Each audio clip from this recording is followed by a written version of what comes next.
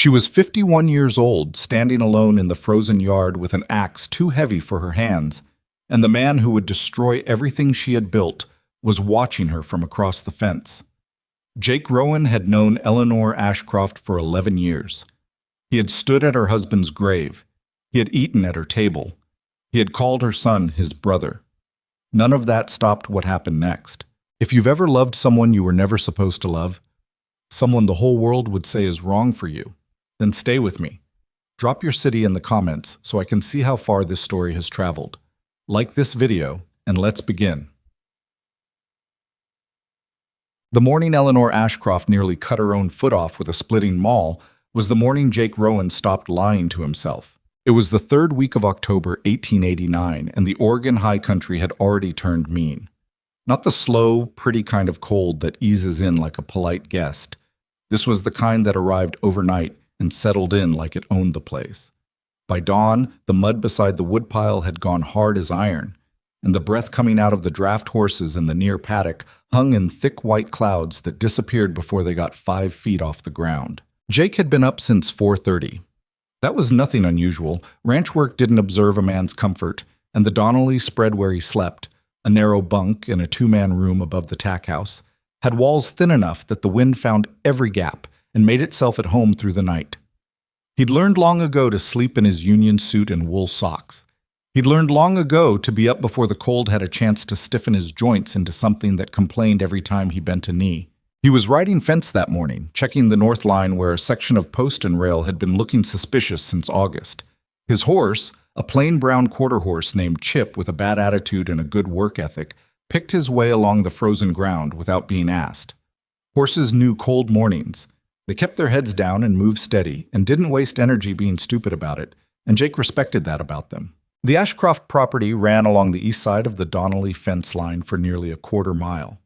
Jake had ridden past it so many times in 11 years that he could have done it blind. The old cottonwood at the corner post, the slight dip in the ground where a creek ran underground in spring, the woodpile beside the equipment shed that Elias Ashcroft had kept stacked 4 feet high and 6 feet wide every winter without fail. The woodpile was half its usual size. Jake slowed Chip without thinking about it. He told himself he was just noticing, that was all. A man noticed things on his fence line. It didn't mean anything. Then he heard it. The sound of a maul hitting wood wrong. Not the clean crack of a good split. That sound a person knows without being taught. Solid and sharp and satisfying. This was the dull, glancing thud of a blade catching the edge of a log and skidding sideways. The kind of sound that set a person's teeth on edge because it meant the next swing was going to be worse. And the one after that. And sooner or later, the wood wasn't the only thing getting hurt. He pulled Chip up at the fence corner and looked. Eleanor Ashcroft was standing in the yard beside the equipment shed. She was wearing Elias's old canvas coat, the brown one with the cracked collar that had been too big for Elias and was therefore enormous on her. Her hair was pinned up under a wool cap. Her boots, he could see even from this distance, were the tall rubber ones she wore when she was doing something wet or dirty, and they were not made for precise footwork. She had the maul raised over her head with both hands. The log on the splitting block was sitting crooked. Jake was off Chip and through the fence gate before the thought finished forming in his head. He wasn't even sure what he intended to say. He was moving because the log was sitting wrong, and Eleanor Ashcroft's right foot was 6 inches from disaster, and some things a person just does without a committee meeting. Mrs. Ashcroft, she startled. The maul came down wrong anyway.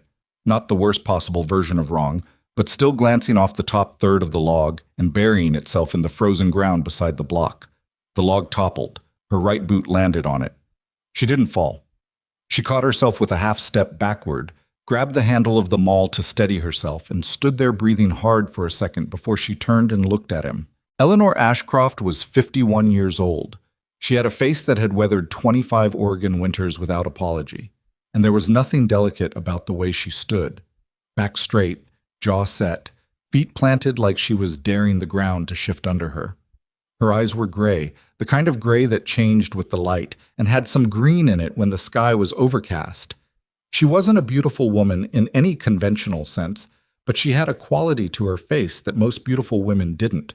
She looked real, completely, uncomplicatedly real. She also looked furious. "You scared the life out of me," she said. "I'm sorry." He wasn't sorry. He was still looking at her boot and the log and calculating how close the margin had been. That log was sitting crooked. I know it was sitting crooked.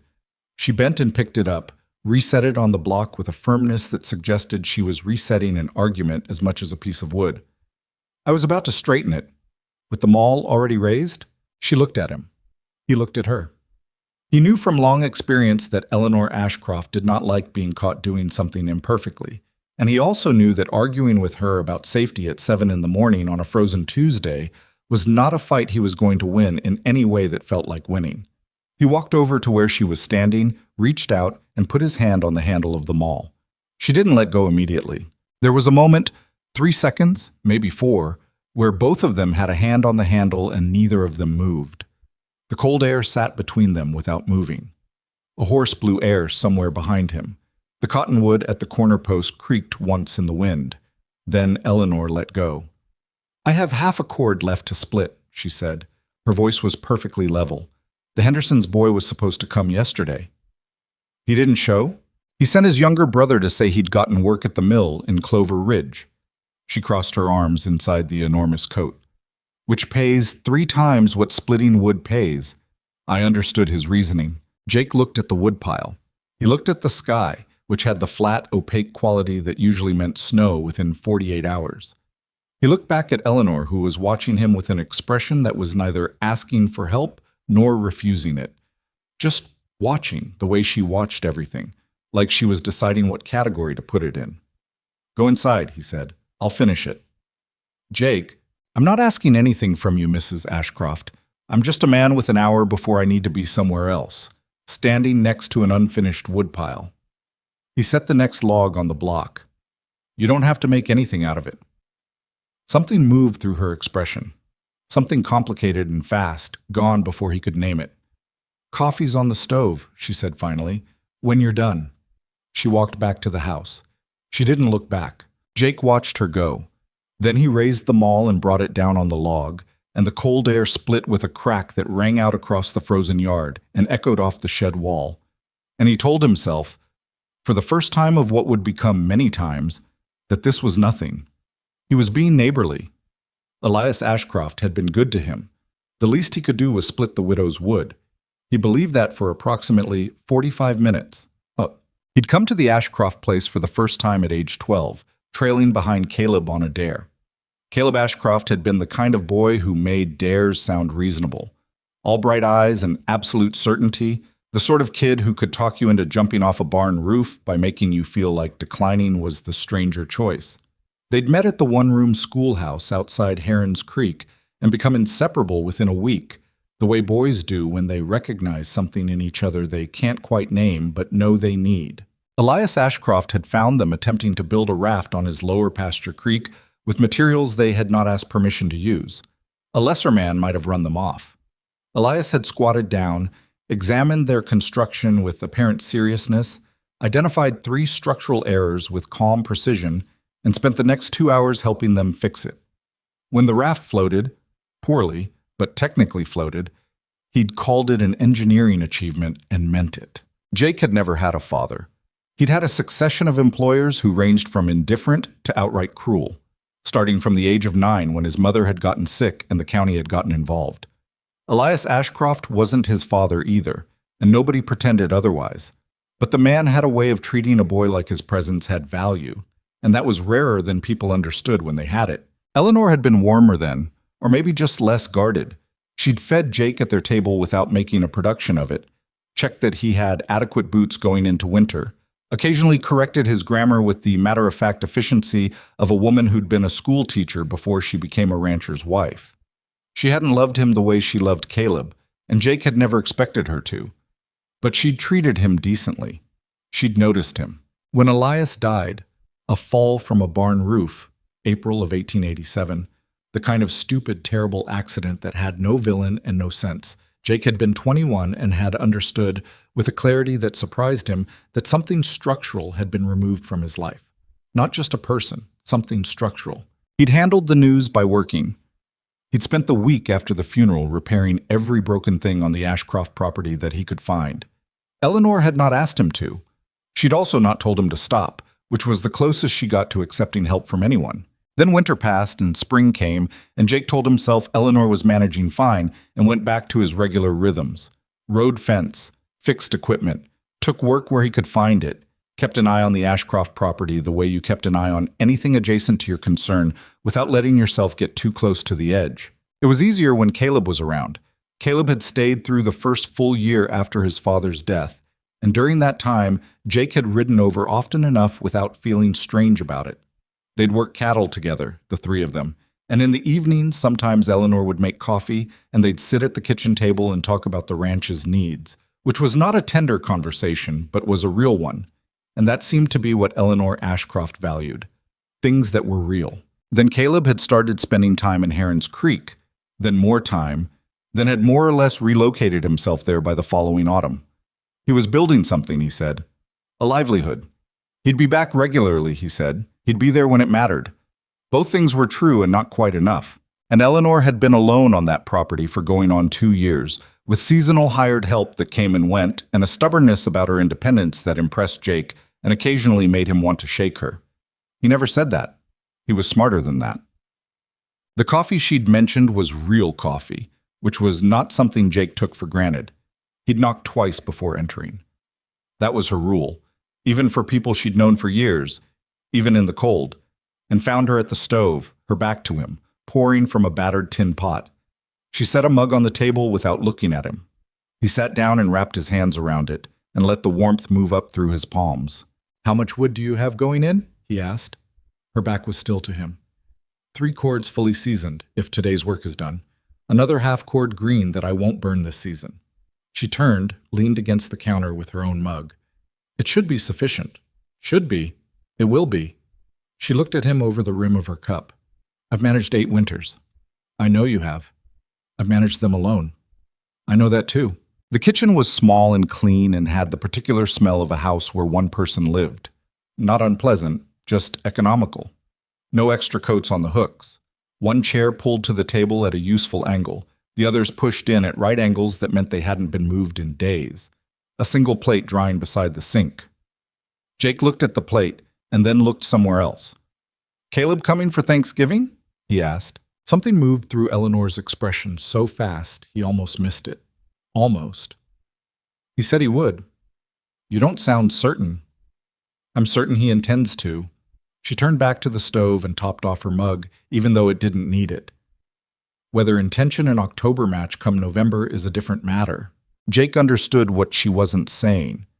He'd talked to Caleb 3 weeks ago, and Caleb had mentioned something about a woman in Heron's Creek and a business opportunity and hadn't mentioned Thanksgiving with his mother at all.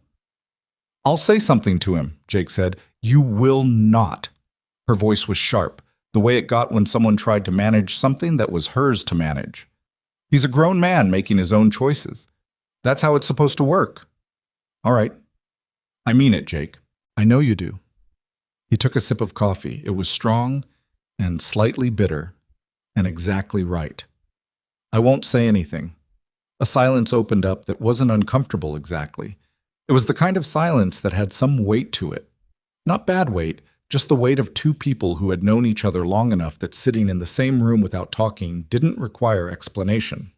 Jake drank his coffee. Eleanor stood at her counter and drank hers. Outside, through the small kitchen window, the flat gray sky had gotten grayer. He could see the woodpile from where he sat. He'd gotten 2/3 of the remaining logs split before coming in, and the rest wouldn't take more than another 40 minutes. He'd be gone before 9. He was due at the Donnelly fence line by mid-morning, and then he had a horse to shoe for a man over in Cold Creek who was paying him actual dollars for it. He had things to do and places to be, and no reason to be sitting in Eleanor Ashcroft's kitchen at 7:45 in the morning. "Thank you," Eleanor said. Just those 2 words quietly, not looking at him. "Don't mention it." "I won't." A pause. "I never do." He looked at her. She was still turned partly away, both hands on the counter looking at the window. The morning light wasn't kind exactly, but it was honest, and in that honest light she looked tired in a way that didn't have much to do with today.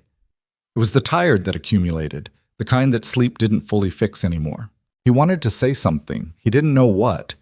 He sat with his mouth closed and finished his coffee instead, and then he said he'd finish the woodpile and get out of her way, and she nodded without turning around, and he went back out into the cold. He split the remaining logs with more force than was strictly necessary. He didn't come back for 9 days. He told himself this was normal. He had work. He had obligations. He wasn't the kind of man who invented reasons to show up somewhere he hadn't been invited. On the 9th day, he rode past the Ashcroft fence line and noticed one of the gate posts in the far paddock had heeled over at a 15-degree angle, which meant the gate was dragging, which meant her horses could push through it on a bad night, which was not a hypothetical concern because 2 of her 3 horses were the pushy kind. He fixed the post. It took an hour. He didn't go up to the house. He came back 4 days later because a section of the equipment shed roof had a piece of tin flapping in the wind, and tin roofing left unrepaired in Oregon's wet season was how you lost a whole roof by spring. He had extra roofing screws in his kit and a ladder in the back of the wagon he was driving that day. He replaced the screw and added 3 others around the loose seam and was back on the road in 25 minutes. He didn't go to the house that time either. On November 4th, Caleb sent Jake a letter saying he wouldn't make it for Thanksgiving. He asked Jake to check on his mother. He said it like it was a small thing. Jake stared at the letter for a while and then folded it up and put it in his coat pocket. 3 days before Thanksgiving, he rode over. Eleanor was in the garden when he arrived, doing the last of the autumn cleanup, turning the spent beds with a fork and working mulch into the soil. It was cold work and slow work, and the kind of work that needed doing regardless of temperature. She stopped when she saw him coming up the lane, and there was something in the way she stopped. The slight adjustment of her shoulders, a second where her face did something unguarded before she got it back under control, that Jake filed away without examining. "Jake," she said, just his name, level. "Afternoon, Mrs. Ashcroft." He swung down from Chip and tied him to the fence post. "I heard Caleb isn't coming."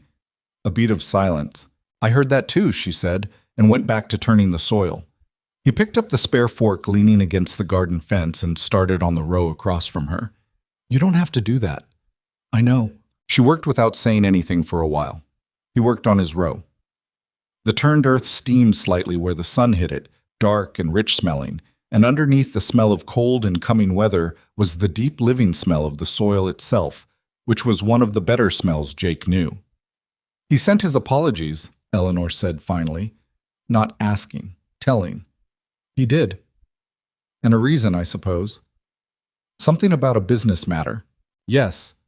She drove the fork into the soil and left it there, straightened up. "That sounds right." Jake kept working his row. "He's building something," he said, because he felt he should say something. "He's trying to— I know what he's doing." Her voice wasn't sharp this time. It was just honest. "I'm his mother. I know exactly what he's doing." She pulled the fork back out of the soil. "I just wish he'd stop deciding that I'm the thing he can postpone." Jake had no good answer for that, so he didn't try to give her one. They worked until the light started going. Eleanor made cornbread for supper, and they ate at the kitchen table the way they had when Elias was alive, except the chair at the head of the table was pushed in at a right angle and nobody touched it. Jake ate 2 helpings of cornbread and told her it was the best he'd had since last winter and meant it sincerely. And Eleanor said she used lard instead of shortening, and most people had stopped bothering. And Jake said most people had gotten lazy, and she looked at him across the table with something in her face that was so close to a smile, it was almost the same thing. He rode home in the dark. He was 3/4 of the way back to the Donnelly spread when he realized he'd been whistling. He stopped. He sat still on Chip in the middle of the dark road and listened to the cold and the quiet and understood for the first time without any argument what was happening to him. It came down on him the way cold does when you've been moving and you stop, not creeping up, just suddenly there, sudden and total and unavoidable. He was in trouble, not the romantic kind of trouble from songs and stories. He wasn't built for that kind of language and never had been. The kind of trouble he meant was simpler and more serious. The kind where you start making decisions that aren't fully honest even when you think they are. Where helping someone with their woodpile is helping with their woodpile, and also not just that. Where you ride home in the dark, whistling without knowing you started. He sat on Chip in the road for a long time. Then he clicked his tongue, and Chip moved on, because the horse was cold and not interested in his rider's interior crisis, and that was probably fair. Tut. He came back 3 days later for Thanksgiving. He told himself he wasn't going to. He'd made genuine plans to eat at the Donnelly place, where the family was large and loud, and the food was plentiful, and nobody would notice one extra man at the table or one empty place at another table somewhere else. But he woke up that morning thinking about a woman eating Thanksgiving dinner alone, and by 8 o'clock he'd given up fighting it. He brought what he had: a small jar of pickled vegetables he'd gotten in trade, a bottle of decent apple cider, and a pheasant he'd shot 2 days ago and kept hung in the cold since. Eleanor looked at the pheasant for a moment when he held it out. "You didn't have to. You were going to have cornbread and whatever's in your root cellar," he said. "Which is fine, but you deserve a proper meal." She took the pheasant. She roasted it with sage and potatoes and the last of her stored carrots. And while it cooked, they sat in the front room with the apple cider and didn't talk much but didn't need to. The fire was good. The house smelled like roasting meat and sage and old wood. Outside, the first real snow of the season had started coming down. Not dramatic, just quiet and steady, covering the frozen yard in white by the time the food was ready. They ate at the kitchen table. Jake told her about a horse he'd tried to shoe in Cold Creek last week that had made the whole experience nearly fatal. He demonstrated the horse's opinion of the situation with his hands, and Eleanor laughed. A real laugh, sudden and unguarded. Not the polite sound she made when someone said something mildly amusing, but actual laughter that changed her whole face. She caught herself, put her hand over her mouth. "Sorry," she said. "Don't apologize for laughing," he said. "I worked hard for that laugh." Her hand came down. The smile stayed. Not the real laugh, but something close to it. Something that had some warmth behind it. Some genuine thing that she wasn't managing or controlling, just feeling. Jake looked down at his plate. "Stop it," he told himself. He helped with the dishes after.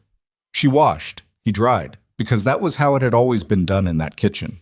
She handed him plates, and he put them away in the right places because he'd known the right places for years, and that familiarity was its own kind of thing, comfortable and warm and absolutely something he needed to be careful about. When he left, snow was 4 inches deep in the yard. He brushed Chip off and got his boots into the stirrups and looked back at the house one time.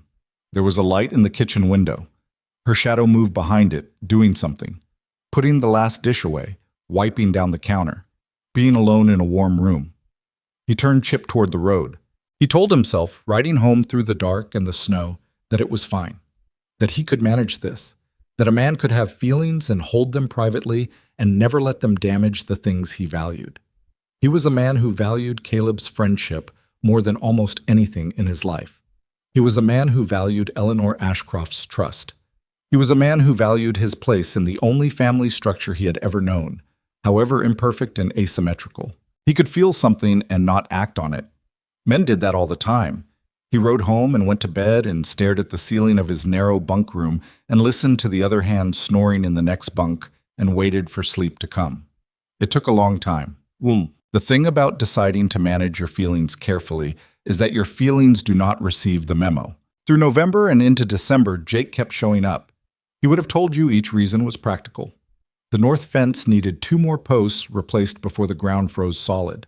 There was a problem with the flue in Eleanor's stove that needed someone on the roof with a brush to clear out.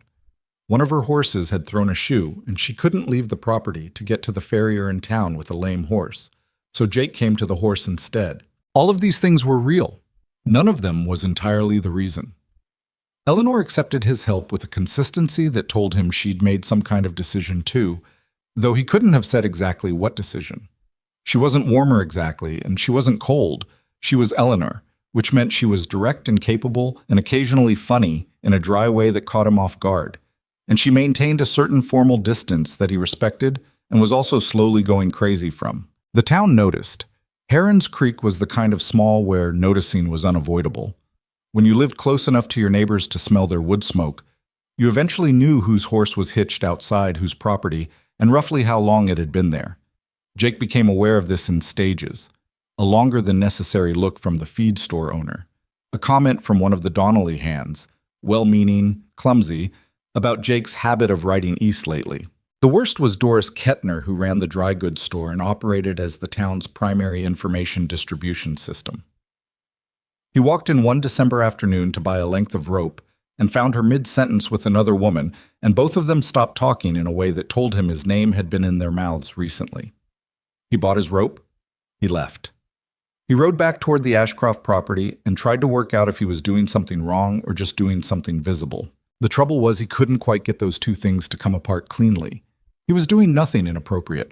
He could have listed every visit and every reason and held them up to light, and none of them would have looked wrong in isolation. The accumulation was what looked wrong. The pattern, the regularity, the specific direction he kept finding himself riding. But the alternative was stopping. And when he imagined stopping, he imagined Eleanor Ashcroft splitting wood alone at 7 in the morning in a coat too big for her with a log sitting crooked on the block. And the option didn't hold. He had to talk to Caleb. He wasn't ready to talk to Caleb. Those two things existed side by side through the month of December. And what he did instead of resolving them was keep showing up at the Ashcroft place and keep telling himself he was managing the situation and keep going home in the dark, not entirely sure that was true. It was a week before Christmas when Eleanor asked him something directly for the first time. He'd come over that afternoon to help with a gate that had fully given up and now refused to close, which was urgent because the main pasture gate was the one that kept her horses separated from the road. He'd brought new hardware and spent an hour in the cold working on the hinges, while Eleanor handed him tools and held the gate in position when he needed a second pair of hands. They were almost done when she said without looking at him, "Why do you keep coming?" He was on one knee with a bolt driver in his hand. He finished tightening the bolt before he answered. "Because things keep needing doing," he said. "Things always need doing on a ranch," she said. "I've been managing my own list of things for 2 years. I know that." And yet, he stood up. She was looking at him now, directly, the way she did things. Not asking him to be polite about it, just asking him to be real. "I like being useful," he said, which was true. "Jake." Just his name. Like she was asking for something more. He looked at her. The gate between them was newly fixed, the hinges solid, the latch seated correctly. Behind her, the low afternoon sun was orange against the western ridge, and the cold was sharp and clean, and it was the kind of moment that either matters or doesn't, and he couldn't tell which this was. "I don't know how to explain it in a way that makes sense," he said. "Try." "I'm not sure I should." She held his gaze for a long moment. The wind came up and moved a piece of her hair across her cheek, and she didn't move it aside. "All right," she said finally. "All right." She tested the gate latch. It held. "Thank you for the gate." She walked back toward the house. Jake stood beside the gate he'd fixed and watched her go, and understood that something had shifted. Not forward, not backward, just shifted. Like the earth when it settles over winter, moving by its own weight into a new arrangement. Not dramatic, not clean, just different than it had been before. He latched the gate. He loaded his tools into his kit. He rode home in the dark, and this time he did not whistle, but he did not try to stop himself either. The snow began again around midnight, and by morning the Ashcroft property was completely white, the fences soft-edged and quiet, the woodpile covered, the gate closed and holding. January in Heron's Creek had a way of making everything smaller. The days were short and gray, and the cold kept people close to their own fires, which meant that whatever company a person had, they had repeatedly, and whatever they talked about until it wore grooves. Jake understood this. He'd survived enough Oregon winters to know that gossip wasn't malicious so much as it was thermal. People gathered around it the way they gathered around a stove, because it was warm and available and there wasn't much else going on. He'd been the subject of it before, over smaller things, and he'd learned that the best response was usually to give it nothing new to feed on and wait for something else to come along. The trouble was that he kept giving it new material. He wasn't trying to, or rather he was trying not to, and trying wasn't the same as succeeding. He'd cut back his visits to the Ashcroft property after the conversation at the gate. Told himself once a week was reasonable. Told himself he was being disciplined. Then a week would pass and he'd find a reason. A real reason. Always a real reason. And there he'd be, riding east, and Chip would not even hesitate at the turnoff anymore. The horse had made his own decision about which way that road went. The talk reached him through Donnelly's hand, a man named Porter who was somewhere between 40 and 60 and had opinions about everything. Porter wasn't cruel about it. He brought it up one evening in the tack house with the specific, careful tone of a man who thinks he's doing you a favor. "You know people talk," Porter said, not looking up from the harness he was oiling. "I know that," Jake said, "about you and the widow Ashcroft. I fixed things on her property," Jake said. "She's a neighbor. Her husband was— I know who her husband was." Porter set the harness down. "I'm not saying what you're doing is wrong. I'm saying what people think you're doing. Those two things being different doesn't help you any." Jake didn't answer. "She's got what, 20 years on you?" Porter said. "Thereabouts." "I don't see how that's relevant." "It's relevant to the people talking about it." "Then they can keep it," Jake said, and went to bed. But Porter's voice followed him into the dark in a way he couldn't shake. Not because Porter was wrong, exactly. Because Porter had said out loud what Jake had been stepping around for 2 months, and hearing it said made the shape of it clearer, made him confront the actual geography of what he was in. Eleanor Ashcroft was 28 years older than him. She was his best friend's mother. She was the widow of the closest thing he'd ever had to a father figure. And she was someone he thought about in the morning before he was fully awake, which was the kind of thought that didn't leave room for argument. He was aware that this was a problem. He was also aware, with a clarity he found irritating, that the problem had no clean solution. He could stop going over there and cause her practical hardship, while also causing himself a misery he'd have to explain to no one but would feel regardless. He could keep going over there and manage his feelings in silence, while the town built its story around his regular appearances. Or he could do the thing he knew he had to eventually do, which was talk to Caleb. And that option was the one he kept putting at the bottom of the list, because there was no version of that conversation that didn't cost something. Caleb came through Heron's Creek in the second week of January. Not to visit. He was passing through on his way north to look at some equipment. But he sent word ahead, and Jake met him at the roadside inn on a Wednesday evening, and they drank bad whiskey and talked about Caleb's business plans the way they always had, easy and without ceremony, and it felt so much like every other evening they'd ever spent together that Jake almost said nothing. Almost. "I've been riding out to your mother's place," Jake said, between one topic and another. Caleb looked at him. "I know. She mentioned it." "She mentioned it. Said you fixed the gate in December. And the flu. And the north fence." Caleb turned his glass on the table. "She didn't say it like a complaint." "How did she say it?" "Like she was telling me facts." Caleb's voice was neutral, which is how she says most things. Jake turned his own glass and looked at it. "I want to be straight with you about something." "All right." "I go over there because things need doing." He stopped. Started again. "That's true. But it's not the whole truth." The fire in the inn's grate popped. Somewhere behind them a man laughed at something. Caleb was very still in the way he got when he was paying close attention, which was different from his regular stillness, and Jake knew the difference after 20 years. "What's the other part of the truth?" Caleb said. "Not really a question." "I like being there." Jake said it plainly, because there was no other way to say it that was honest. "I like talking to her. I like—" He stopped, chose the next words carefully. "She's a remarkable woman, Caleb. I think you know that and maybe don't think about it much because she's your mother and you've always known it. But from where I'm standing, she's—" "Jake," Caleb's voice was flat. Not angry. Not yet. Just flat. "I know how it sounds." "Do you?" "Yes." Jake met his eyes. "I do. And I'm telling you, because you deserve to know from me and not from someone in town who's already putting their own version of it together." Caleb was quiet for long enough that Jake heard his own heartbeat. "She's 51 years old," Caleb said. "I know." "You're 23. I know that too." "My father—" Caleb stopped, picked up his glass and put it down again without drinking. "My father thought you were the best kind of young man. He said that to me more than once. Said you had more character at 15 than most men ever grew into." His jaw was tight.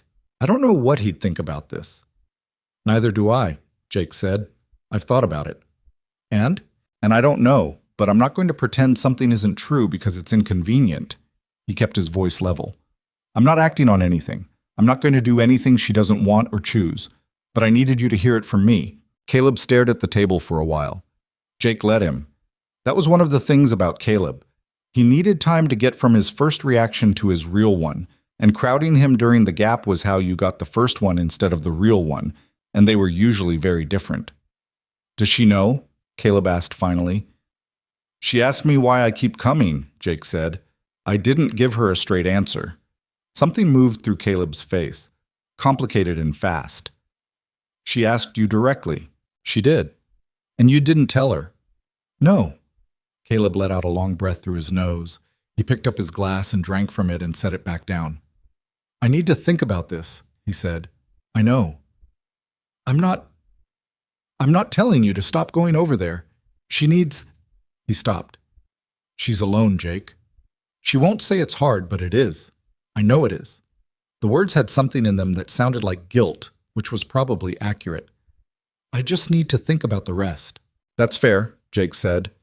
They talked about other things after that. Or they tried to. The conversation had the particular quality of a room where something heavy had been moved. You could feel the new arrangement even when you weren't looking at it.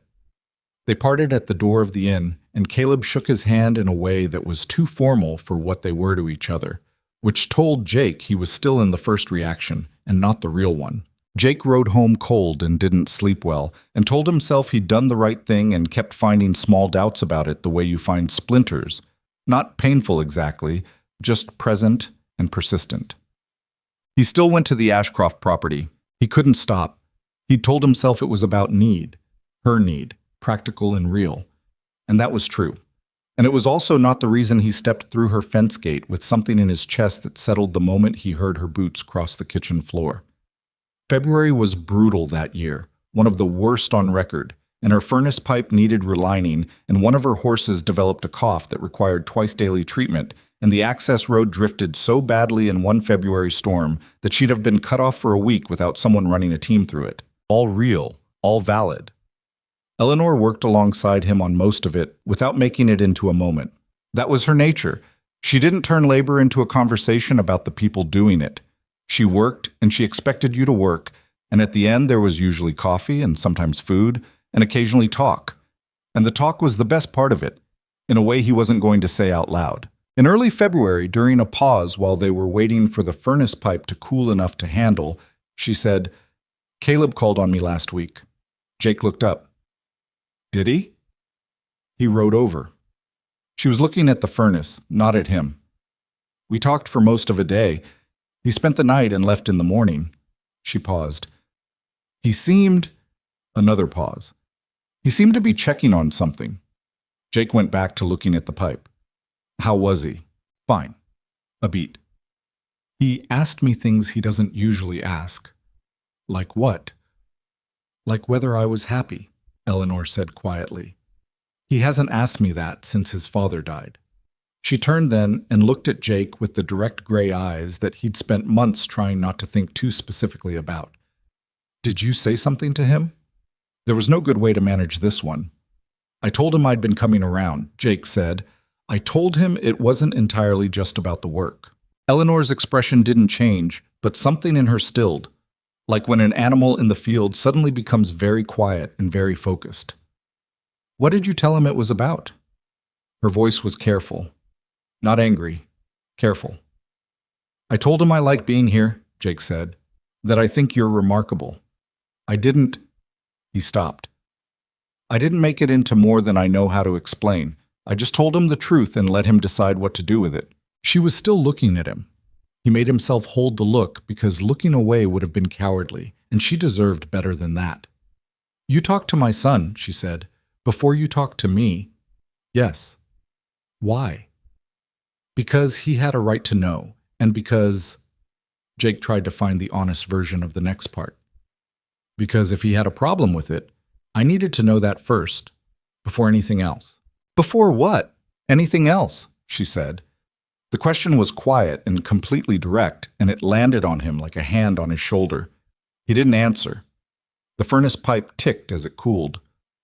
Jake, she said, and her voice was different now. Lower, slower, not asking him to perform anything, just asking for the real thing. I'm going to say something and I need you to let me finish before you say anything back. He nodded. I am aware of what people are saying, she said, in town. I know how it looks. I know the math of it. My age. Your age, the fact that you've eaten at my kitchen table since you were 12 years old." She stopped. "I've spent considerable time telling myself that any other interpretation of your visits is my imagination working against my better judgment." The fire settled in the furnace. Wind moved the tin on the equipment shed in one brief rattle. "But you told Caleb it wasn't just about the work," she said, "so I'm asking you to tell me the same thing. Not what it is, not what it means, just what it isn't." Jake was quiet for a long moment. "It isn't just about the work," he said.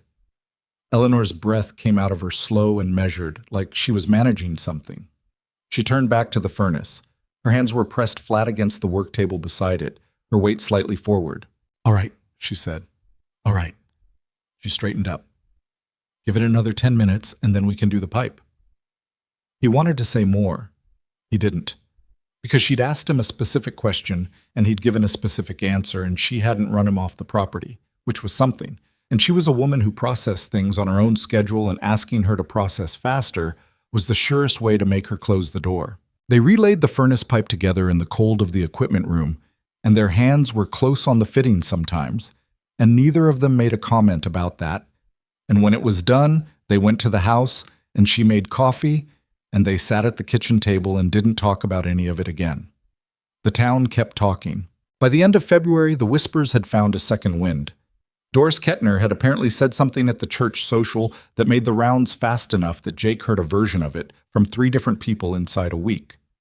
The shape of it was, "A young man that age doesn't fix a widow's fence without wanting something from her."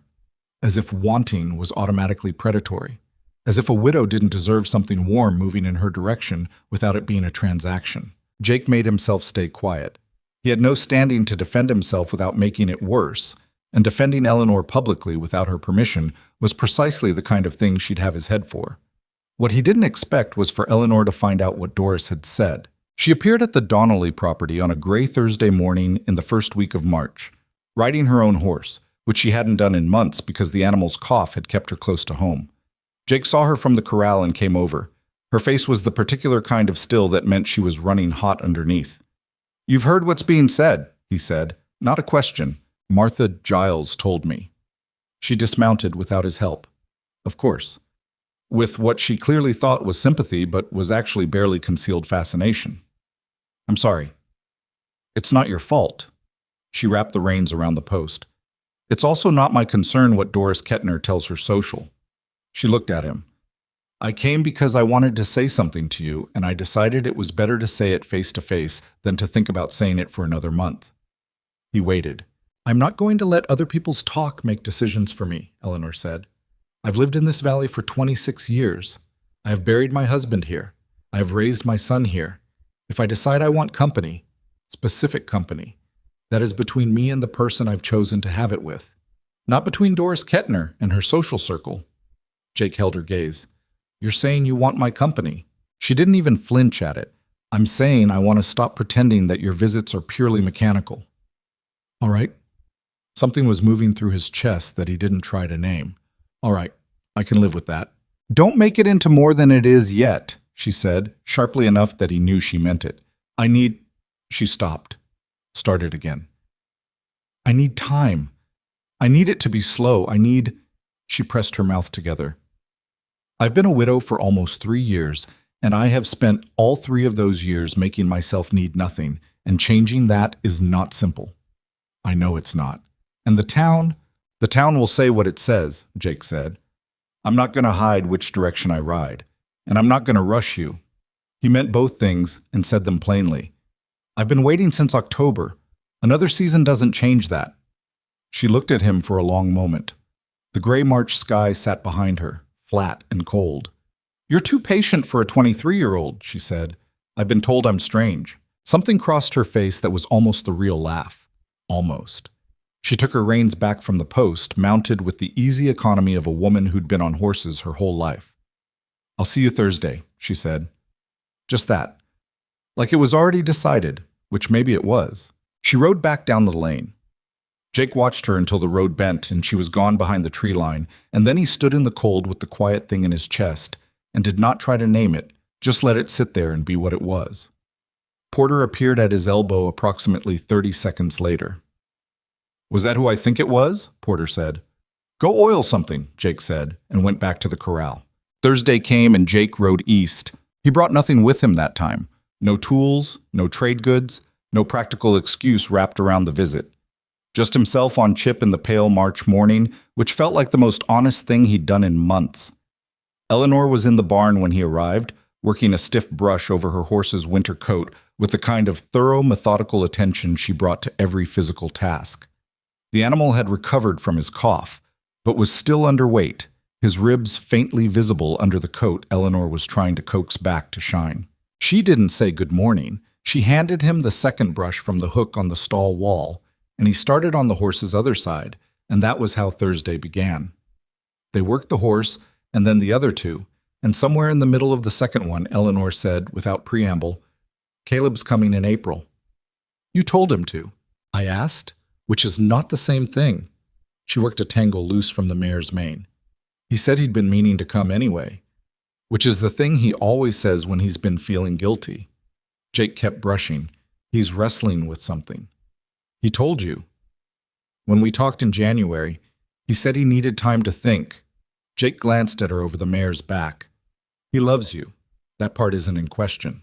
It never is, Eleanor said, and her voice had that quality it got sometimes.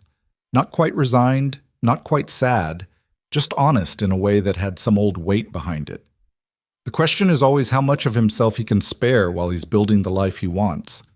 Jake had no useful answer for that. He finished the mare's near side in silence. What he was thinking, and didn't say, was that Caleb's coming in April was going to force a reckoning that had been building since January's conversation at the inn.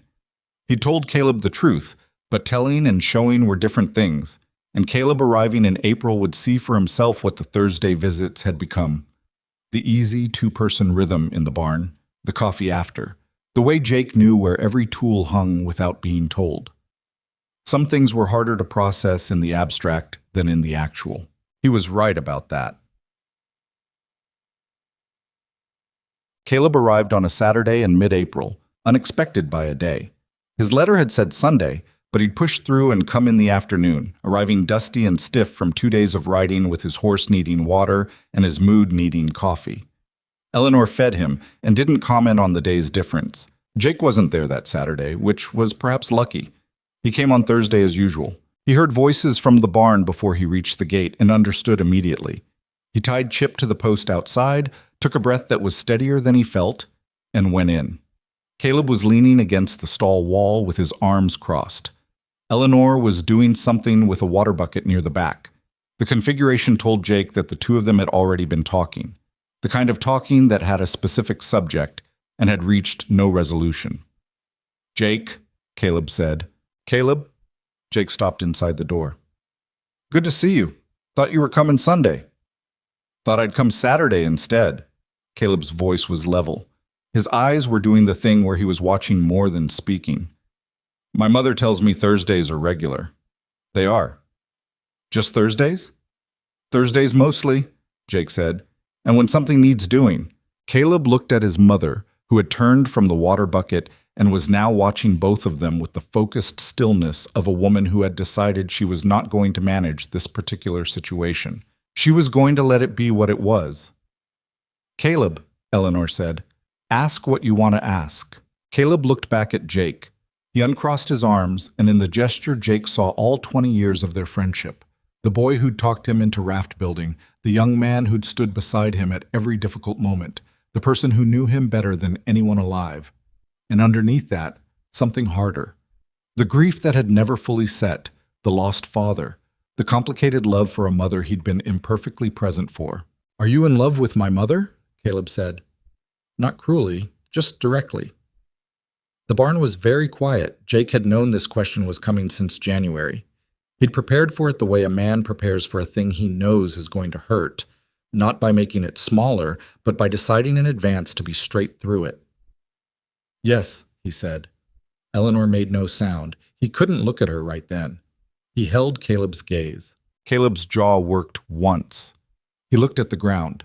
Then he looked up at the barn roof, which was what he did when he was keeping himself from an immediate reaction that he didn't trust yet. She's my mother, Caleb said. I know that. She's... He stopped. She's 28 years older than you. I know that too. And you've known her since you were 12. Yes. Caleb pushed off the stall wall and walked to the barn door and stood in it with his back to both of them, looking out at the yard. Jake waited. Eleanor waited. The horses shifted in their stalls. What does she want? Caleb said finally, to the yard. Not to either of them specifically. Eleanor answered before Jake could. She wants to be asked, she said quietly, not spoken about in the third person while she's standing 5 feet away. Caleb turned around. Something in his face was different now. Not softer exactly, but cracked open slightly. He looked at his mother the way Jake had occasionally seen him look at her when he thought no one was watching, like she was something he couldn't afford to lose. Are you... He stopped, started again. Are you happy? When he comes here, are you actually happy? Eleanor held her son's gaze for a long moment. I'm not unhappy, she said, which for Eleanor Ashcroft was the equivalent of most people saying yes, considerably. Caleb made a sound in the back of his throat that wasn't quite a laugh and wasn't quite the opposite. He looked at Jake. If you hurt her, he said, I will not forgive it. I want to be clear about that. Understood, Jake said. And if this turns into something and then falls apart because of the age, Caleb, Eleanor's voice was patient but firm. You're getting a long way ahead of what's actually happened. Caleb closed his mouth. He looked at his boots, then at his mother, then at Jake. I need a few days, he said. I'm not going to make a scene and I'm not going to tell you what to do. I just need days to get my head around it. He moved past Jake toward the barn door. I'm going to check the north fence, he said, which was Caleb language for, I need to be doing something physical while I think. And Jake knew it, and Eleanor knew it, and they let him go. The barn door closed. Jake finally looked at Eleanor. She was watching the door with an expression he couldn't fully read. Worry and love and something tightly controlled that might have been relief or might have been its opposite. That went better than it could have, Jake said. He's a good man, Eleanor said. He was raised by a good man. She turned to the water bucket and picked it up and carried it to the first stall. He'll come around to it. You sound certain. I know my son. She poured the water, set the bucket down, turned and looked at Jake directly. He just needs to see that you're not going anywhere. Jake nodded. He picked up the brush from the hook on the wall. I'm not going anywhere, he said, and meant it as plainly as anything he'd ever said. Yes. The days that followed were uncomfortable in the way of things that are necessary but still unpleasant. Caleb stayed at the ranch. A week turned into 2, partly because there was genuine work to be done in April, and partly because Jake understood he was assessing something. Not in a hostile way. Caleb wasn't built for hostility, not toward people he loved. He was built for watchfulness, for gathering information until he trusted his own judgment, for testing the weight of a thing before he decided whether to carry it. He watched Jake work. He watched Jake around his mother, at supper, in the yard, in the barn. He watched the way Jake never asked Eleanor for more than she offered, never pushed, never steered, never treated her like a project or a problem he was solving. He watched the way Eleanor moved differently on Thursdays, which wasn't dramatic enough for anyone except her son to notice. A degree less tired around the eyes, a degree more present in her face, the occasional unguarded moment where something easy and natural came through. On the 10th day, Caleb found Jake fixing the equipment shed door, which had been sticking for weeks. He stood watching for a while without saying anything, then picked up the chisel Jake wasn't using and handed it over when Jake needed it. They worked on the door together for 20 minutes without speaking. She laughed at supper last night, Caleb said finally. The real laugh, not the polite one. I heard it through the window, Jake said. I was checking the latch on the chicken coop. Caleb was quiet for a moment. What did you say to her? Something about the Dennison's mule getting loose in the feed store. Another pause. That's funny. The mule knocked over 6 bags of grain and then refused to leave, Jake said. He just stood there eating. The Dennison boy was trying to reason with him for 40 minutes. Caleb made a sound that was almost a laugh. Then he looked at the door and said, My father made that latch. Jake stopped. I know. I've been careful with it. Caleb reached out and touched the latch mechanism. An old forged iron piece, hand-shaped, probably 30 years old. He ran his thumb along the curve of it. He would have been angry, Caleb said. Not accusingly, just honestly. At first, he would have been confused and then angry, and then he would have gone quiet for a while, and after the quiet, he would have asked you directly what your intentions were. Caleb took his hand off the latch. And if your answer was honest, he would have eventually decided that what mattered was her being taken care of. Jake held that. Didn't try to respond to it immediately. I can't speak for him, Jake said. No. Caleb looked at him. But I can. And that's what I think he would have decided. He picked up his chisel and looked at the door. Eventually. It wasn't forgiveness exactly. It wasn't a blessing. It was something more honest than either. A man looking at something difficult and deciding to keep looking at it until he could see it clearly. Jake respected that more than easy acceptance would have given him reason to. They finished the door. It opened and closed correctly for the first time in months. The town, meanwhile, had graduated from whispers to something with a bit more structure to it. In late April, Jake went into the Herons Creek dry goods store for nails and found himself in the middle of a conversation that stopped when he walked in. That specific weighted silence, 4 or 5 people whose mouths closed at the same moment. He was familiar enough with the shape of it to know his name had been in the room. He bought his nails. He was nearly at the door when George Pittman, who ran the hardware section and had a face like a worn saddle, said from behind the counter, "You planning to make an honest woman of her, Jake?" Jake stopped. He turned around slowly. The store was quiet enough that he could hear the nail keg settling. George Pittman was not a mean man. He was the kind of man who said things he thought were funny without fully thinking them through, and his face already had some doubt on it, like he'd registered the silence after the words and was revising his initial assessment of the joke. "Mrs. Ashcroft," Jake said, "is one of the most honest people in this valley. She doesn't require anything from me or anyone else to make her that way." He kept his voice level. Not cold, just clear. "And what she requires or doesn't require from me is between her and me." He walked out. He was halfway down the main street before the tightness in his chest eased enough to breathe normally. He didn't go back to the Donnelly place. He rode directly to the Ashcroft property because there was nowhere else he wanted to be, which was both the problem and the answer. Eleanor was in the garden, turning soil. First real planting work of the spring, the beds dark and loose from the winter melt. She looked up when he came through the gate. She read something in his face immediately. "What happened?" "Nothing serious?" He tied Chip to the fence. "George Pittman made a comment at the store." "What kind of comment?" He told her. She listened with her fork handle resting in her hand, the tines in the soil, her expression going through something controlled and precise. "He said that," she said. "He was trying to be funny." "Men often are," she said, "when they want to say something humiliating and keep an exit route." She drove the fork into the soil with a firmness that suggested she was temporarily redirecting a feeling. "I'm sorry," Jake said.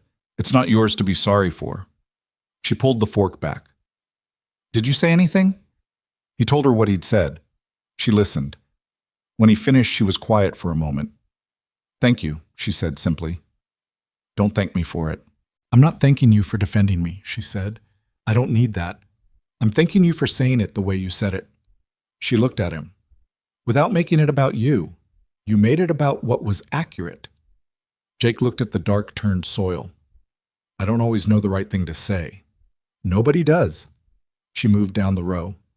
"Hand me that smaller fork." He picked it up from where it leaned against the fence and brought it over. Their hands were close when she took it. She didn't move away from the proximity. "Caleb talked to me last night," she said, working the smaller fork into the fine soil at the row's edge. "He's going back to Herons Creek next week." "How did he leave it?" Eleanor stopped. She straightened up.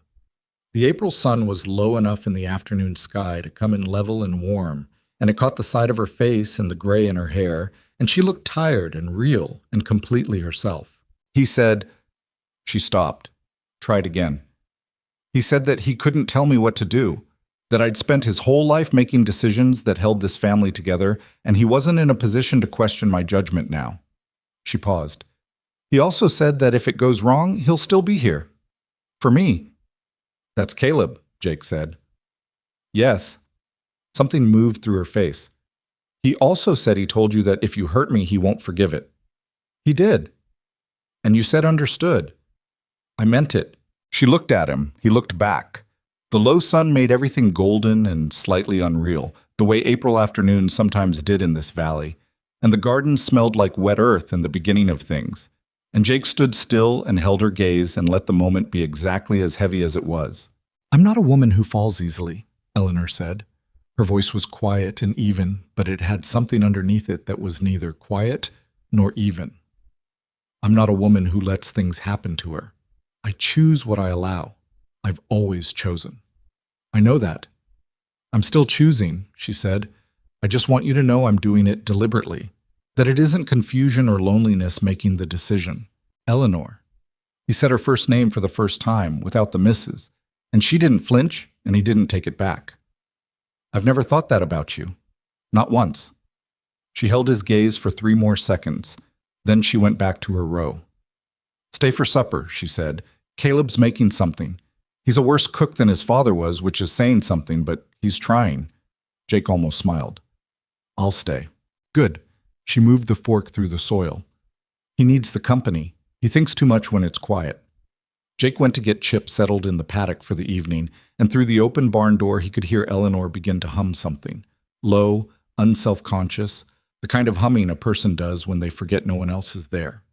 He stopped walking for a second to hear it. Then he kept going, and the late April sun was warm on his back, and somewhere in the house Caleb was making something that would probably be terrible. And it was, against all reasonable expectation, a fine evening. Caleb left on a Tuesday morning, and the property felt different after. Not emptier exactly. Eleanor had been living alone long enough that the physical absence of another person didn't change the air the way it once had. But there was a quality to the quiet that followed Caleb's departure that was different from the regular quiet. It had some unfinished weight to it, the way a conversation feels after everyone's left the room, but the subject hasn't been resolved. Jake felt it too, riding over that Thursday. He'd slept badly the 2 nights before, not from anxiety precisely, but from the particular restlessness of a man who knows something is moving toward a point and can't see yet what the point looks like. He'd lain in his bunk and listened to Porter snoring and watched the dark ceiling and thought about Eleanor saying, I'm still choosing, and the way she'd gone back to her row after saying it, matter of fact, as if she'd simply reported a weather condition instead of handing him something he didn't know what to do with. The spring had come in hard and fast after April's tentative beginning. By early May, the valley was green in a way that looked almost aggressive after the long gray winter. Grass coming up thick along the fence lines, the cottonwood at the property corner breaking into full leaf, Eleanor's garden showing the first real growth of the season in dark, orderly rows. The ranch had the look of a place that was being properly maintained, which it was, and which had taken sustained effort from 2 people over several months to achieve. Jake was aware of this. He was also aware, in a way he hadn't let himself be before, of what that sustained effort had built between them. Not just the practical competence of 2 people who'd learned to work efficiently together, but something underneath that, a knowledge of each other. The kind that doesn't come from talking about yourself, but from being seen while you're doing something real. He knew Eleanor was right-handed, but led with her left on a pitchfork. He knew she drank her first cup of coffee standing up, always, and sat down only for the second. He knew she had a tell when she was irritated, a very slight tightening around her mouth, just at the corners, before her expression went neutral. He knew she was funnier than most people gave her credit for because most people were slightly afraid of her directness and missed the dry thread running underneath it. He knew these things the way you know the layout of a room you've spent time in, not by studying it, but by living in it. He wondered what she knew about him. He'd never asked. He was almost afraid to. The trouble came in the second week of May, and it came through a woman named Ruth Calder. Ruth Calder was 60-something and had lived in the Herons Creek Valley since before Jake was born. She was not a cruel woman and not a dishonest one, but she had very particular ideas about the way things ought to be ordered, and she had the social standing to make her ideas felt. She and Eleanor had known each other for 25 years. They were not close friends, but they were genuine ones, the kind of friendship built on long proximity and mutual respect rather than warmth. Ruth came to the Ashcroft property on a Wednesday afternoon, which Jake knew about only because Eleanor told him on Thursday, and told him plainly, without softening it. She came to warn me, Eleanor said. They were in the garden, which was where most of their real conversations happened now, side by side, working, which made certain things easier to say. She said she was coming as a friend. What kind of warning? Eleanor worked her trowel into the base of a young bean plant before answering. She said that the town has moved past gossip into something more formal, that several of the older families, the Pittmans, the Hargroves, the Dentons, have been talking about whether it reflects poorly on the community. A widow taking up with a man young enough to be her son. She said it flat, no inflection, the way she repeated things she found beneath the effort of emotion. Ruth said she thought I should know the shape of what I was dealing with. Jake kept his hands in the soil. What did you say to her? I thanked her for coming. Eleanor moved to the next plant. And then I asked her whether she thought Elias Ashcroft had been a fool. Jake looked up. She said of course not, Eleanor continued. Elias was one of the most respected men in the valley. So I told her that Elias chose me, and I trusted his judgment, and that I was capable of extending the same trust to my own. She pulled a small weed and dropped it in the bucket beside her. She didn't have much to say to that. Jake looked at her. She was focused on the garden, her hands steady, her face composed. But there was something in the set of her shoulders, not quite tension, but not ease either. The posture of a person who has said the right thing and is still paying for it internally. Eleanor, she looked at him. Are you all right? A pause. She sat back on her heels and looked at the row ahead, not at him. I keep asking myself what I'm afraid of, she said. Whether it's what they'll say or what they'll think, or whether it's... She stopped. Whether it's something else. What else would it be? She was quiet for long enough that he knew she was deciding whether to say the real thing. Elias and I were married for 23 years, she said finally. He knew me from when I was 22 years old. He knew every version of me. The young one, the foolish one, the one who made mistakes, the one who got better. She pressed her hands into the soil and then released them. You know me at 51, which is a particular version, and I think... She stopped again. I think sometimes I'm afraid that I don't know how to be known by someone who hasn't seen the rest. Jake set his trowel down. You're worried I only know part of you, he said. I'm worried I only know part of myself at this point. The honesty in it was almost stark. That's probably more truthful. He thought about this. He didn't rush to fix it. She'd said it as a real thing, not a plea for reassurance, and treating it as a plea would have been an insult. I think, he said slowly, that the version of a person they are when things are hard is more true than the versions they are when things are easy. He picked his trowel back up. I've seen you in 2 hard winters, and a bad spring, and a summer where the well ran low. I've seen you when Caleb didn't come, and when the town talked, and when you were dead tired and still got up before first light. He turned the soil over. That's not a partial version. That's the most real version there is. Eleanor didn't respond immediately. He let the silence sit. You say things plainly, she said. Not quite a complaint. Not quite a compliment. It's the only way I know how to say things. I know. Another pause. Elias was the same way. She said it quietly, not as a comparison meant to wound, just as an honest thing. I used to find it irritating. Now I think it might be the thing I trust most. They went back to the garden. The May morning was warm enough to work in shirt sleeves and cool enough to be comfortable. And the soil was good, and the beans were coming in straight, and Jake stayed with the discomfort of what had been said without trying to resolve it into something cleaner. The formal thing Ruth Calder had referred to materialized in the 3rd week of May. Jake heard about it from the Donnellys' youngest son, who'd been in town and overheard enough to piece it together. A gathering at the Pittman house, several of the older families, some discussion about the community's standards and what it meant to condone certain arrangements by saying nothing. Nothing had been decided. No action had been taken. But the fact of the gathering was the action, the signal that opinion had organized itself into something with intention. He told Eleanor that same evening. She listened with her hands flat on the kitchen table.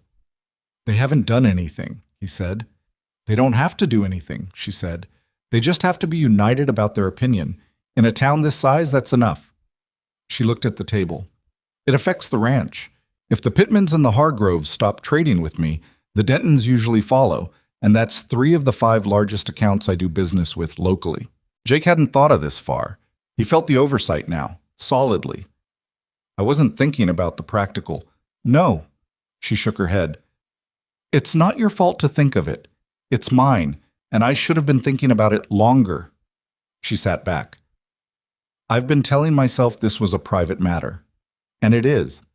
But private matters in a small valley don't stay private. What do you want to do? She looked at him. The kitchen was quiet, the fire low, the last light going outside. She had the appearance of a woman doing arithmetic in her head. Not just the financial kind, but the harder kind that involves calculating what something is worth and what it costs and whether the numbers still work. I want to not be afraid, she said. That's what I want. Her voice was steady, but it had something in it, something tired and honest. I've made every sensible choice since Elias died, every practical one. I've run this ranch alone because it was the responsible thing. I haven't asked for help unless I had to because it was the independent thing. She stopped. I've been surviving very responsibly for 3 years. Jake waited. And I'm tired of surviving, she said. I am genuinely, deeply tired of it. Something in his chest tightened and released at the same time. Then don't, he said. Just stop surviving and do the other thing. The other thing has consequences. So does surviving for the rest of your life, he said. Those consequences are just quieter. She looked at him for a long moment. The table between them was the same table they'd sat at 100 times. Wide pine boards, worn at the edges, 3 chairs pushed in, and one at a useful angle. He'd eaten at this table since he was 12 years old. He'd sat at it the morning after Elias's funeral. He'd sat at it on Thanksgiving in the snow, and the night Caleb cooked something nearly inedible out of guilt. And all of those times, the table had been the same table. He reached across it and put his hand over hers. She didn't pull back. She looked at his hand on hers, and then she turned her hand over, slowly, and her palm was against his palm, and her fingers closed and his closed. And that was all it was, just 2 hands on a table. But it was the first time they'd touched with intention, and they both understood that. The Pittmans can find other suppliers, she said. Jake's thumb moved once across her knuckles, and then he just held on. Yes, they can. And Doris Kettner is going to be absolutely insufferable about this. She already is. Might as well give her something real to work with. Eleanor made a sound that was the real laugh. Sudden and slightly unwilling, like it surprised her. Jake felt it move through their joined hands, a small tremor. You're terrible, she said, but her eyes were different. Something was in them that had been working toward the surface for months and had finally come through. I've been told, he said. She was quiet for a moment, still looking at their joined hands. I'm not asking you for a promise about the future, she said. I'm not asking for anything permanent or guaranteed. She pressed her mouth together. I'm just saying yes to whatever this is, as it is right now. That's enough, Jake said. That's more than enough. Oh, he didn't kiss her that night. He thought about it. He'd be dishonest to say he hadn't, but she'd said slow in March, and he believed her, and he wasn't going to confuse a hand held across a table with a door all the way open, because Eleanor Ashcroft had been clear about how she did things, and he respected the clarity. He rode home that night with his hand still warm from where hers had been, and the Oregon evening was cool and full of stars that burned sharp in the dry spring air, and Chip moved under him with his easy, steady walk, and Jake let the horse find the road. What changed after that night was small and enormous at the same time. She stopped calling him Jake with that slight formal distance underneath it, and just called him Jake, the way you call someone whose presence is assumed. He stopped looking for reasons to show up and just showed up, and she stopped asking if there was a specific reason and just met him in whatever work needed doing. They ate together most Thursdays and some Saturdays. They talked more than they had before. Real talk, not just task talk, the kind where you find out what a person thinks about things that aren't in front of them. He found out she'd wanted to be a botanist, as a girl, that she'd read everything she could find about plants and their classification, and had even written 2 letters to a university in Portland before she was 17, and received 2 polite letters back explaining that their programs were not designed for women. She'd married Elias at 22, and built a garden that any botanist would have respected, and never mentioned the university letters to anyone until now. She found out he'd never learned to read well until he was 15, that the letters moved on him, and he'd taught himself a system of tricks to get around it, that he'd spent years performing comprehension he didn't fully have, and was only now, years later, reading without the constant low effort of compensating for what his eyes did wrong. These were not small things. They were the things people held back until they were sure, and they were now sure enough to let them out, and the letting out changed the shape of things between them. The town watched. Of course it watched. But something had shifted in the watching, less prurient, slightly more uncertain about its own verdict. Because the thing that people had expected to look a certain way, reckless, inappropriate, a young man taking advantage of a grieving widow, didn't look that way when you saw it at close range. It looked like two people doing each other's fence work and sharing coffee after and occasionally arguing about the best way to stake tomatoes with the kind of specificity that required actually knowing each other. It was hard to build a proper scandal out of tomato steaks. The first time he kissed her was the last day of May. It wasn't planned and it wasn't dramatic and it wasn't, honestly, the way he might have imagined it back in October when he'd been trying not to imagine it.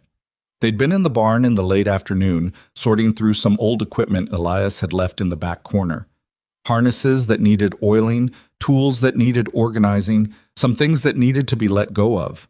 Eleanor had found a small hand level, the kind a carpenter uses, that had her husband's initials scratched into the handle. She'd held it for a while without saying anything.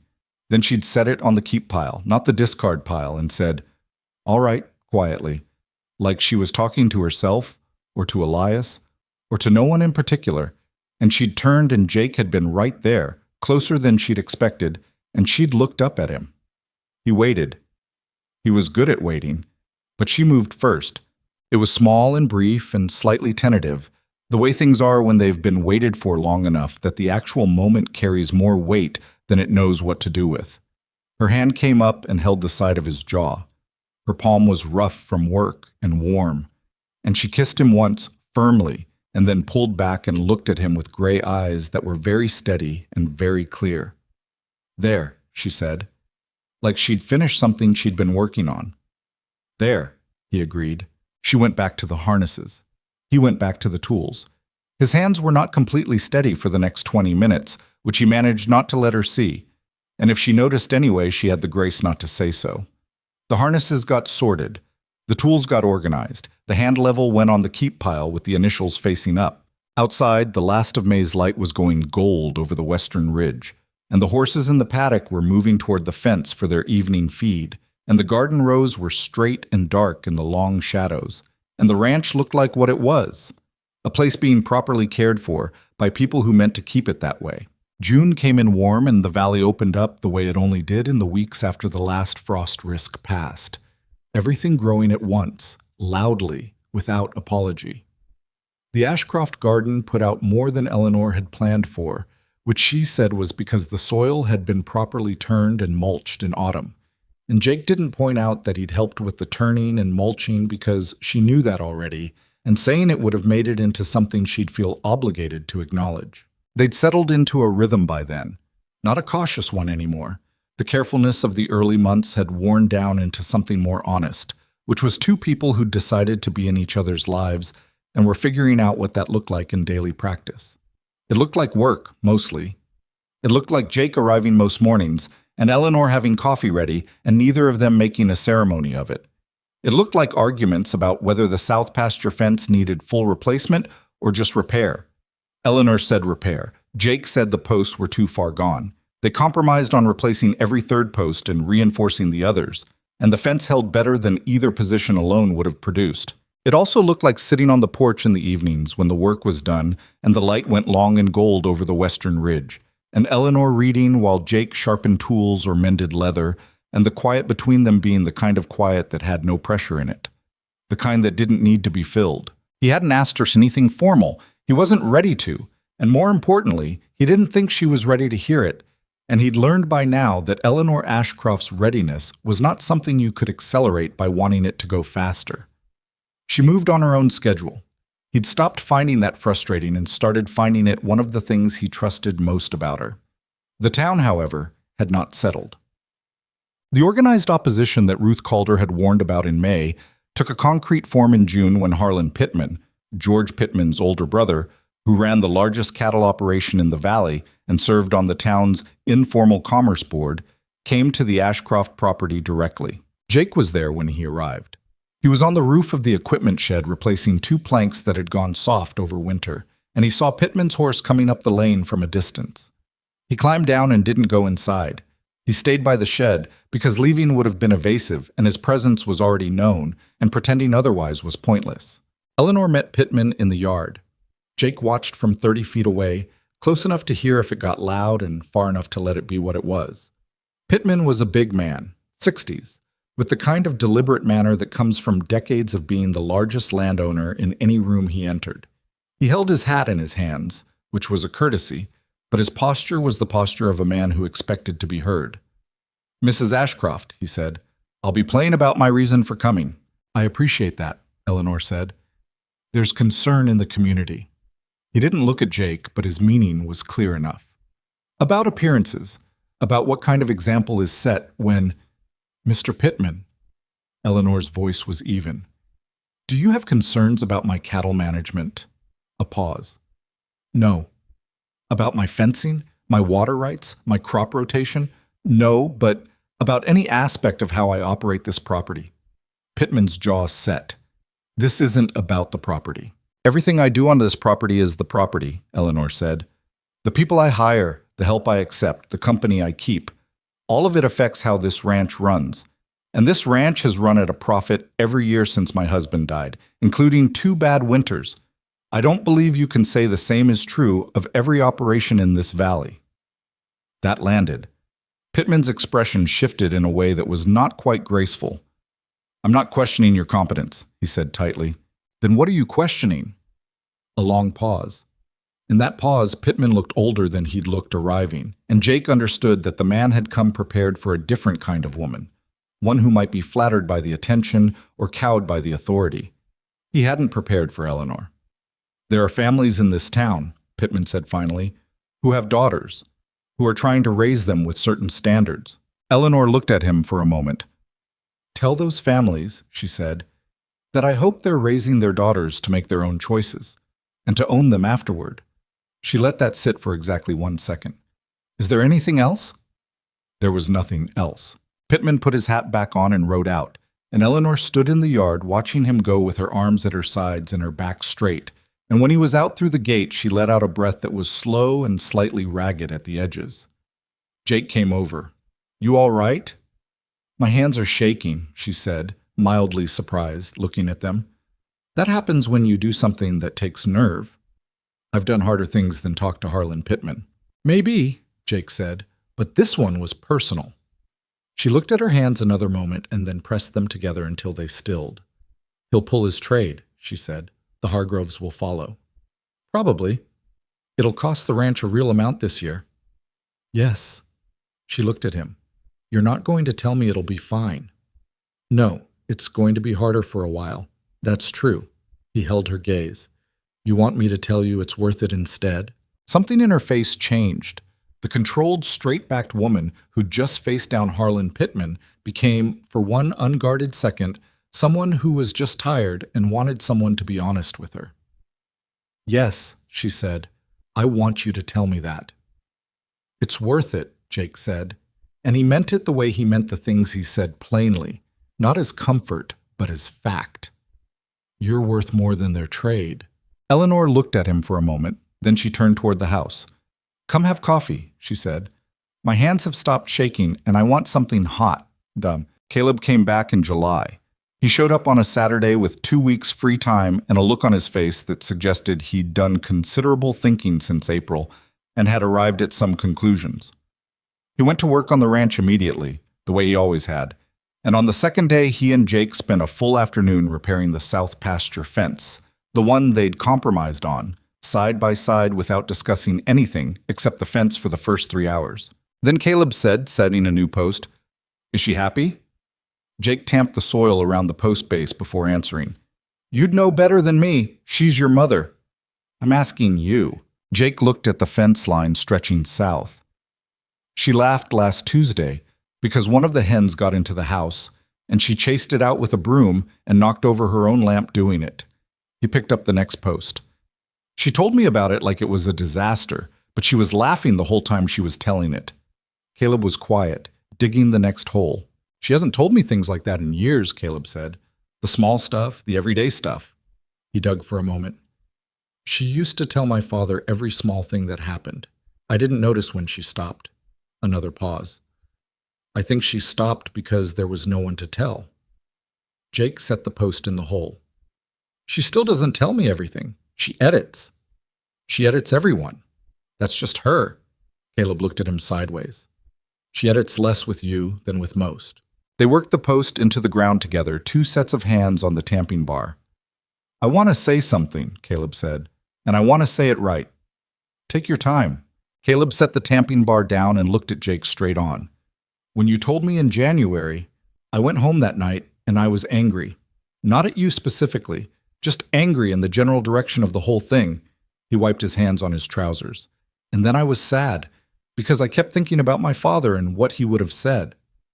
Jake waited. But I kept coming back to something, Caleb said. My father's greatest quality, the thing I've spent my whole life trying to have more of, was that he saw people clearly. He didn't see what he wanted to see. He saw what was actually there. Caleb looked at the fence line. And I think, if he'd watched you this past year, the way you've been here, the way you've never asked her for more than she was ready to give. He stopped. I think he would have seen what I see. What do you see? Jake asked quietly. Caleb looked at him. A man who treats my mother like she's worth treating carefully. He picked up the tamping bar again. That's not a small thing. You'd be surprised how rare it is. Jake had no words for what that meant to him. He was glad Caleb went back to work immediately and didn't seem to expect any, because some things don't bear dressing up in language. They just need to be received and carried. They finished the fence as the afternoon light went sideways and warm across the pasture, and neither of them said anything else about it, and it was enough. The proposal, if it could be called that, happened on a Thursday evening in August, on the porch, in the way that most real things happen between them, sideways, unannounced, arriving before either of them had prepared for it. They'd been talking about the fall's cattle sale. Eleanor was calculating whether it made sense to bring the number to market this year or hold some back for better prices next spring.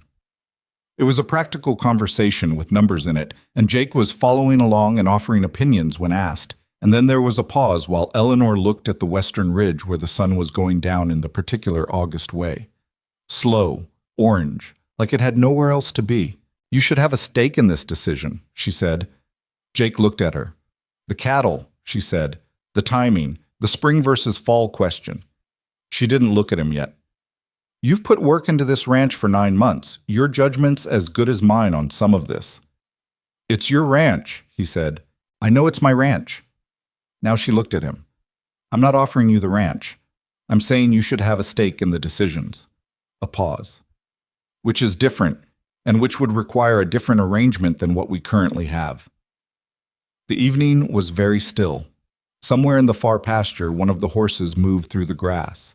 Jake understood that Eleanor Ashcroft was not a woman who said things she didn't mean, and was not a woman who approached things indirectly when she could approach them directly. She was approaching this one sideways because it was the kind of thing that, even for her, was hard to approach directly. Are you asking me something? He said. I'm getting there, she said. Don't rush me. He waited. I'm 51 years old, she said. I've had one marriage, and it was a good one, and it ended badly by virtue of ending it all, the way they all do eventually. She pressed her palms together in her lap. I am not a woman who romanticizes things. I don't believe in perfect, and I've never trusted easy. She looked at him. But I believe in what I've watched this past year, and I believe in the kind of man who shows up in October and is still showing up in August, and has never once asked me to be anything other than what I am. Jake's chest was tight in a way that wasn't unpleasant. Eleanor, he said. I'm asking you, she said, if you want to stay. Not just on Thursdays, not just when something needs fixing. She held his gaze. Permanently. He'd thought, once or twice, about how he'd feel when this moment came. Whether he'd feel the weight of the age difference, or the complexity of the history, or the pressure of the town's opinion. He'd expected some mixture of all of it. What he felt instead was simpler than that. It was the feeling of something that had been moving toward a point finally reaching it. Yes, he said. Eleanor's breath came out slow, not a dramatic exhale, just the breath of someone who'd been holding something and put it down. "Then we should probably get married," she said, practical as ever. "For the land titles alone, it makes more sense." Jake laughed. He couldn't help it. The laugh came out of him sudden and real, and Eleanor looked at him with an expression that was trying not to be pleased with itself and failing.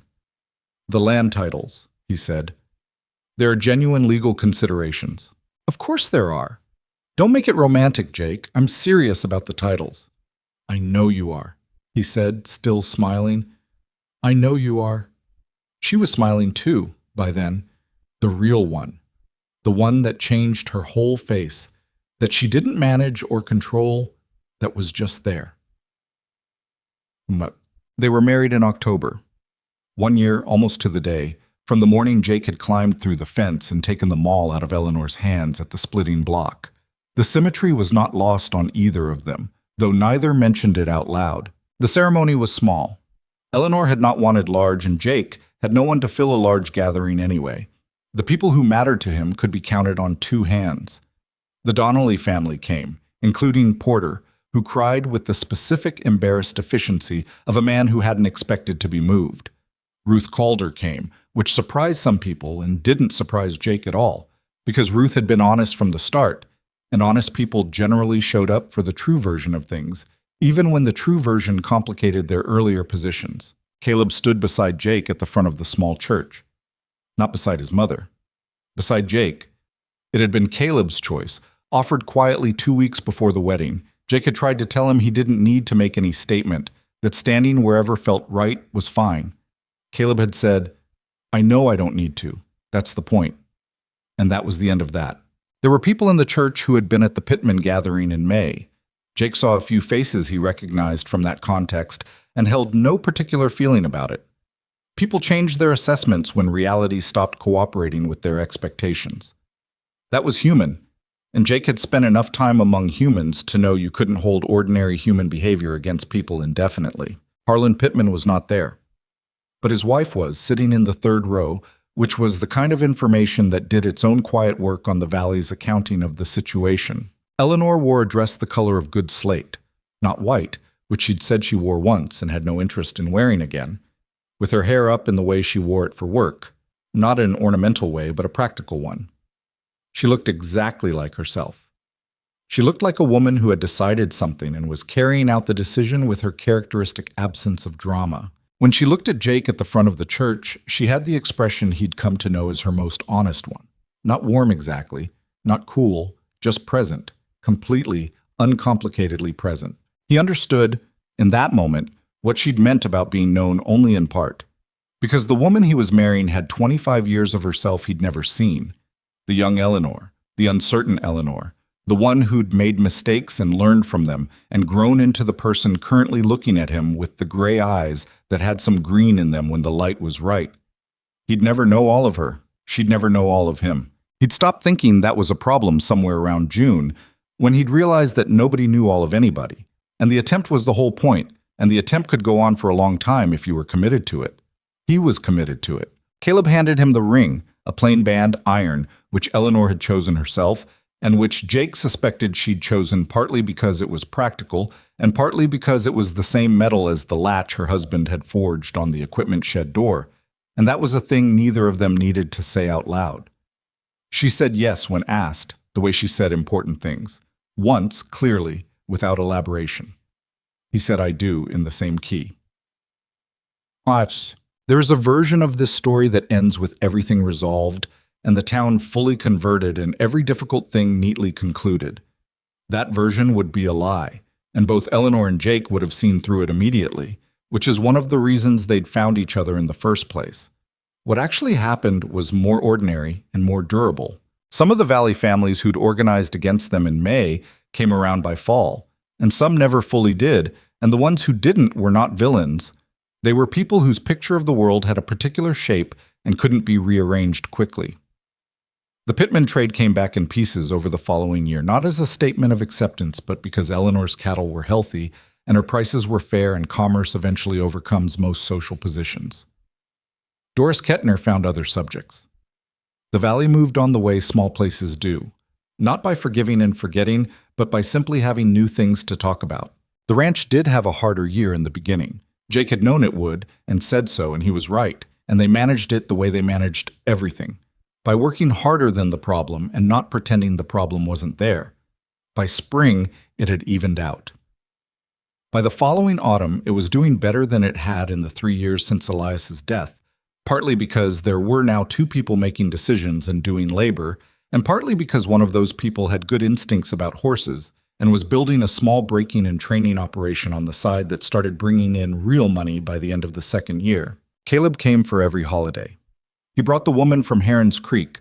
Her name was Margaret. She was a school teacher. She was practical and smart and completely unbothered by Eleanor, which meant they got along almost immediately. He built something real in Heron's Creek, and it prospered, and he made it back to the ranch more than Eleanor had expected and less than she wanted, which was probably the permanent nature of that relationship. On Jake's 25th birthday, Eleanor gave him the hand level with Elias's initials scratched into it. She held it out without ceremony, just set it in his hand and said, "You should have a tool that was his." Jake looked at it for a long moment. He ran his thumb along the initials the way Caleb had done on that April day in the barn. "You sure?" he said. "I kept it from the shed because I wanted you to have it," she said. "I've been deciding when to give it. I've decided now is when." He put it in his kit where it stayed. He used it regularly. It was a good level, balanced, accurate, forged by a man who'd known what he was doing. When he used it on the new barn extension they built in the third year, the walls came out plumb and true, and he thought about Elias Ashcroft without sadness, which was the best way to think about someone you'd lost. What Jake understood by the end of that first year was something he couldn't have named back in October when he'd been standing in Eleanor's frozen yard trying to convince himself he was only being a good neighbor.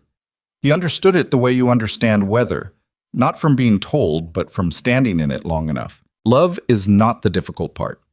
Love happens without your permission, in the small hours, while you're watching someone do something ordinary. The difficult part is what you do after you notice. Whether you lie to yourself about what it is, whether you tell the truth to the people who deserve to hear it, whether you stay when staying costs something real. The people who'd whispered about Jake and Eleanor in December and organized against them in May had not been wrong that it was complicated. They'd just been wrong about what that meant. Complicated isn't the same as wrong. Sometimes complicated is the truer thing, the thing that doesn't fit neatly into the category someone built for it, and therefore has to be carried with more care, more deliberateness, more intention than the easy things. Jake had once heard Elias Ashcroft say, on a winter evening when they'd all been sitting around the kitchen table and Elias had been in a philosophical mood and slightly tired, "The things worth having are the ones you have to decide on more than once." He hadn't fully understood it at 12. He understood it now.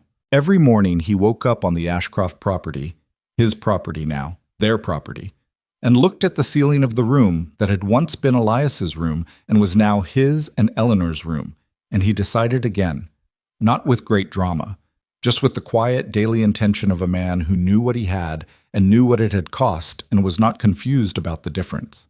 Eleanor was usually already up. He'd hear her in the kitchen, the particular sound of her morning routine, the stove catching, the coffee starting, the single chair scraping against the floor as she sat for her first cup standing up, then moved to sit for the second. He'd lie there for a few minutes and listen to the sounds of her being alive in the next room. Then he'd get up and go find her, and they'd begin the next day the same way they'd begun the ones before it, with work to do and coffee to drink and the long organ light coming in through the kitchen window, making everything look exactly like what it was. Not perfect, not easy, not the story anyone in Heron's Creek had predicted or wanted or planned for, just real, just theirs. The ranch stood at the edge of the valley with its fences repaired and its garden in late season and its gate closing firmly on a latch that Elias Ashcroft had forged by hand 30 years ago, and it held, the way things hold when people decide every day to keep holding them. That was all it was. That was everything it was.